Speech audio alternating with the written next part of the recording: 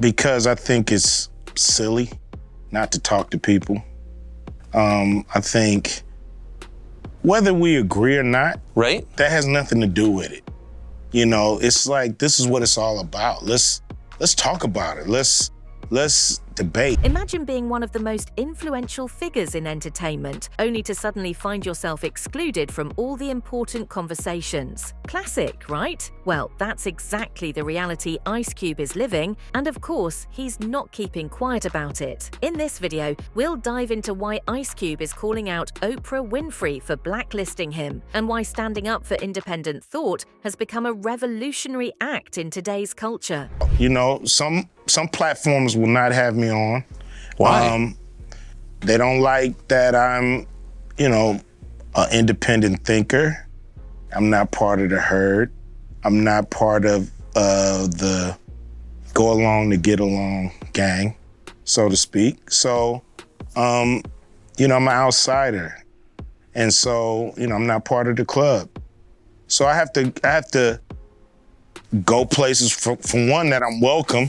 Oh, Ice Cube, the guy who just refuses to follow the crowd. Instead of joining the go along to get along gang, he proudly wears the label of outsider, like it's some sort of badge of honor. Apparently, not everyone is thrilled about his refusal to be part of their exclusive little club. But hey, why settle for their approval when you can find your own space where you're actually wanted? Some of you may not have realized that I'm not part of the club. And a lot of you listening to me right here, right now, you're not part of the club either. And what I realized with the club is what makes them so mad is when you don't want to be a part of their fucking club. Ice Cube looks like his invite to Hollywood's elite club got lost in the mail. How tragic. The rapper turned actor is out here spilling the tea on how being outside the A-list bubble isn't all it's cracked up to be. Who would have thought? Staying true to himself and avoiding the velvet ropes comes with some serious setbacks. No exclusive parties or red carpet moments for Cube, just the cold shoulder and the harsh reality of not playing the Hollywood game. Guess being real comes with a price. Who knew integrity could be so isolating? Ice Cube has been open about his decision to turn down a $9 million movie offer, attributing it to his refusal to comply with certain requirements that clashed with his personal beliefs. The actor and rapper revealed that he declined the role. In an interview, Cube explained his stance, stating that while he understands the industry's requirements and others' decisions, he stands firm in his personal convictions, even if it means walking away from substantial paychecks. This incident also ties into his broader commentary on not being part of Hollywood's elite club, suggesting that his independence and refusal to conform have sometimes led to challenges in his career. Well, this is a really great point about being happier in the midst of an onslaught of being terrorized and vilified online. She just confirmed what I said last week in my video. Multimillionaires and billionaires do not value the opinions of people that they believe have less value than them. They will instead view it as haters, people who are not as happy as them, who are not doing as well as them. Oprah finally responded, and surprise, surprise, she couldn't care less. Who would have guessed, right? The world's richest shoulder just shrugged at us peasants. Oh well, let's all collectively clutch our pearls and move on. At least we tried, right? Thanks for the groundbreaking enthusiasm, Oprah. Truly inspiring. Oprah didn't help by sort of saying it's cheating. What do you mean it's cheating? It's a drug that helps people control their appetite. How is that cheating? So she was probably on the wrong side of things when she was saying that. And now I think she was sort of forced to admit, because as you say, it's obvious. Somebody like Oprah, who's constantly up and down with the weight and hasn't been on the skinnier side for a long time. And then suddenly, after this miracle drug comes out, like, we know. But she's still a spokesperson for Weight Watchers. Oh, surprise. Oprah's secret to weight loss isn't kale smoothies or deep introspective moments, it's a good old Ozempic-style substance. Who knew the path to shedding pounds was less about self-discipline and more about injections? Megyn Kelly couldn't help but throw a little shade at this revelation. Viewers know micros keep on popping with the song. I'ma make you sweat until they turn the house lights on. After party at the Music Recording Network. What is up, YouTube? How y'all doing? Yeah. Ice Cube, man.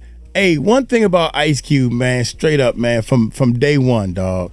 From day one, when he was with NWA, Ice Cube left the group, and they said all kinds of bad stuff about him and everything. So Ice Cube has looked a different way always. Ice Cube has never been shy about speaking his truth. From his NWA days to his blockbuster movie career, he's charted his own path. But his most shocking claim yet, he's not part of the club. In a 2023 podcast clip, Ice Cube stated, "What makes them mad is when you don't want to be part of their club. This so-called club allegedly controls Hollywood's elite, making or breaking careers with their power. According to Cube, their reach is massive, affecting not just stars but their audiences as well." And Ice Cube has actually did I like the Ride Along movies he doing, Friday After Next, straight business guy. But also some people said that Ice Cube is not paying the actors in the movies like he should be, but that's between them. If Ice Cube say, "I'm gonna give you this part for $1," and you accept it, then that's your problem. You feel me? So even though you should have got $2 for the part, so who cares? You know what I'm saying? You did the part, so you took the $1. You know what I mean? So that's business behind closed door. Jamie Foxx's rise to stardom is legendary, but recent allegations paint a chilling picture. Insiders claim that Jamie was pushed into the orbit of powerful figures like Oprah and even Quincy Jones. Allegedly, his participation in exclusive Hollywood parties came with a sinister price. Fox, known for his charisma and talent, might have faced unimaginable pressure to conform to this elite club. But he ain't had no sex with you to get the daggone part. That's something different, So anyway, Ice Cube had a concert or did something. I don't know if it's his concert or whatever, but I remember him getting on the mic and he's saying, "You notice I wasn't at none of them Diddy parties," and everybody who was at them Diddy parties or whatever he said and everything. So I'm pretty sure we need to find that clip and all that good stuff, man. My team, shout out to my team, but hey, y'all gotta get on the ball, team, because I'm making it up as I go, man, because this is something different and new for the channel. While the public sees glamour, insiders whisper about darker dealings. Ice Cube fueled these rumors, hinting at his deliberate absence from these gatherings. As for Oprah, allegations suggest she may have played a role in influencing Jamie's career, with rumors of manipulative phone calls and unsettling connections. One alleged incident involved her pushing Fox into a complex relationship with other Hollywood elites, raising questions about her intentions. My brothers and sisters sometimes, but mostly everybody call me Cube. Is O'Shea different to Cube? Yeah. In what way? O'Shea's my real name, and when I hear that, I'm either looking for my family or a check. You know what I mean? Like, you gonna call me O'Shea? Hope you got a check. And Cube is what my friends been calling me since I was 12 years old. Let me ask you this. There's been a lot of stuff about the state of the world, about the state of America. Where do you see things right now? Piers dives deeper, asking Ice Cube about the personal significance of his nickname, Cube, compared to his birth name, O'Shea. Ice Cube shares a light-hearted moment, explaining how O'Shea is reserved for close family members, while Cube is what his friends and fans know him by. This brief exchange gives a glimpse into his roots and his journey from a young artist to a global icon. I think, people are very polarized in all kind of ways. People are afraid to speak out because of the cancel culture that we have today. So I just think, people are afraid and they're running to their corners, In a way, it is a cancel culture. It behaves like that. It does, because it makes not only the person that's getting canceled, they're trying to shut them up. Piers shifts the conversation towards the current state of the world, particularly in the United States. Ice Cube reflects on the deep polarization within society and the rise of cancel culture, describing how fear of backlash silences people from speaking their minds. He passionately argues that the consequences of this culture are far-reaching, influencing not just individuals, but entire communities. Ice Cube asserts that people must speak their truths, no matter the cost, to preserve the fundamental right to freedom of speech. But anybody's watching now, they shut up because they say, if it can happen to this guy, it can happen to me.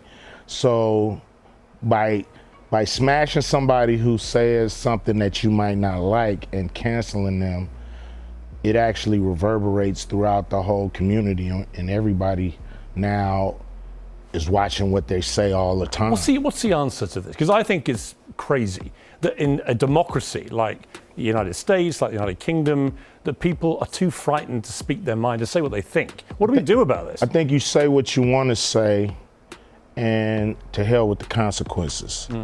You got to be willing to fight for your rights. Piers challenges Ice Cube further, asking if America has become more or less racist since his childhood. Ice Cube responds thoughtfully, stating that while some progress has been made, systemic issues, particularly in financial sectors, remain deeply entrenched. He points out that Black Americans still face significant barriers, such as limited access to capital, much like they did over a century ago. The disparity, he notes, is barely improved and in some areas has worsened.